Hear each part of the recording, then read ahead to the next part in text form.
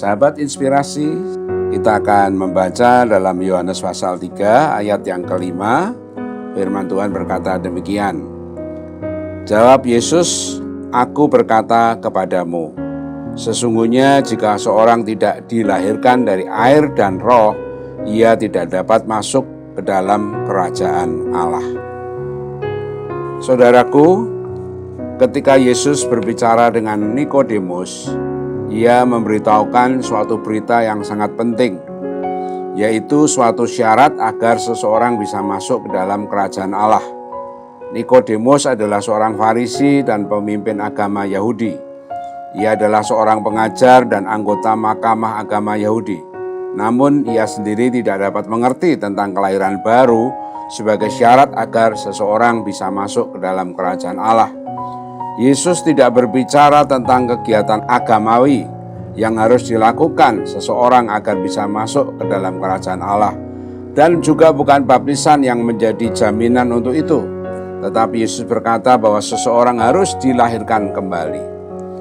Kelahiran kembali berbicara tentang pertobatan seseorang dari dosa-dosanya, serta berbalik sepenuhnya kepada Tuhan.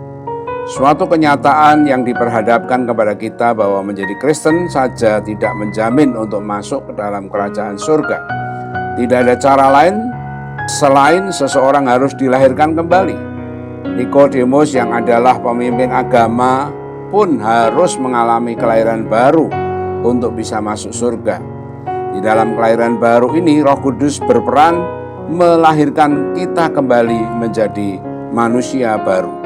Perubahan pertama yang dikerjakan Roh Kudus di dalam kelahiran baru ini adalah merubah hati kita. Perubahan dari dalam ini secara otomatis menghasilkan perubahan di luar yang bisa dilihat sebagaimana pohon yang baik menghasilkan buah yang baik. Jangan memproklamirkan diri sebagai orang yang telah lahir baru jika tidak membuahkan buah kehidupan yang sesuai. Orang yang telah lahir baru tidak lagi mengenakan kebiasaan-kebiasaan dosa yang lama, seperti perseteruan, kedengkian, kemunafikan, mencuri, kebohongan, perkelahian, percabulan, dan lain-lain. Perubahan kedua adalah hubungan yang baru dengan Allah. Kita yang tadinya adalah musuh Allah, kini diperdamaikan dengannya. Kita bahkan diangkat menjadi anak oleh Allah, sehingga oleh Roh kita memanggil Dia Bapa.